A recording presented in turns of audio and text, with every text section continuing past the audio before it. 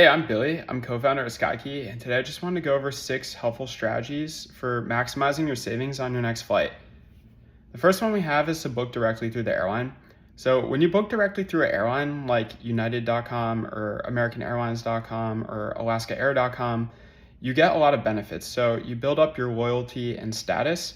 So you can get things like free checked bags or free seat upgrades. And it's also really easy to change or cancel your flight for the most part, compared to if you book your flight on an online travel agency like Skyscanner or Kayak, Hopper, Expedia, Booking. If you book through those, they're called online travel agencies, and they can be really difficult to change or cancel your flight, like very hard, and you'll typically just lose your money if you book through them. And another reason to book through the airline is because you can save money if the price of your ticket drops after you book it. And I'll talk about more on that in a second. And this advice also applies to things like the Capital One and American Express travel portals. So again, like if you have the option of booking your flight through something like a travel portal offered by Capital One or American Express or the airline's website, we always recommend booking through the airline's website. It'll make your life a lot easier and you can save more money doing this. So next we have say no to basic economy. This one's pretty straightforward. We recommend avoiding basic economy tickets, but if it's still tempting to you because the fare looks like it's lower and is usually lower, we recommend following our $57 rule. And our $57 rule is you take the price of the basic economy ticket, say $100, and you add $57. So that gets you to $157. If you can buy the next nicest fare for less than $157, so see the main fare selling for $130, we recommend buying the main fare for $130.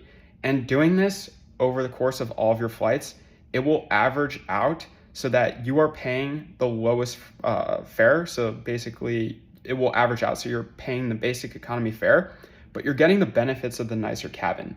And this is huge. People always ask, like, how does that work? And the reason is when you buy the main ticket, you become eligible to save money if the price of your flight drops after you book it. And on the average flight, we expect you to save $57 doing this. So if you just average things out, like you'll get the best of both worlds essentially. Next tip we have is know when to use like money versus miles and points. So for this, we have a simple rule, and if it helps, this is on the blog as well. So the first step is to find the price of the flight in miles. Say we see $50,000, the price is 50,000 miles. So we take the 50,000 miles and we divide by 100. That gets us to 500. The second step is to find the price of the flight in money. So say it's $850. Next step is you take the $850 and you divide it by the 500. That gets us to 1.7. And now for the last step, we just ask, is 1.7 less than 2?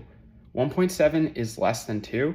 And so what this means is we want to book the flight using money in that case. So 50,000 miles, if you see that in this particular example, it's a bad deal. You want to book this flight using money. Anything that's greater than 2, you want to book using miles/points. Next tip we have is don't book using a combination of money and miles and points. So this one's actually straightforward too. So if you have a flight and you're thinking of booking it partially with money and partially with miles/points, please avoid doing this. Just use one or the other. So either book the flight using money or book the flight using miles and points. And the reason for this is because airlines will give you a really bad redemption rate. When you book flights this way, the redemption rate is usually 1 cent per mile/point, and you can usually get 1.2 to 1.3. So that's not great. And you also become ineligible to save money if the price of your flight drops after booking, which again, you can save a lot of money doing this over all of your flights. So yeah, just stick to using either money or miles and points. Next savings strategy is just wait to buy your seat upgrades. Seat upgrade prices tend to come down as you get closer to departure date. Just wait. If you want to buy a seat upgrade, like just wait until about 2 weeks out.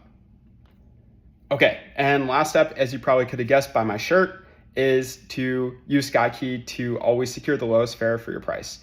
We have a lot of savvy travelers that use SkyKey, and what they'll do is they'll book their flight as they normally do, and once they have their ticket, they'll put it on SkyKey. Once SkyKey has their ticket, SkyKey monitors prices 24/7.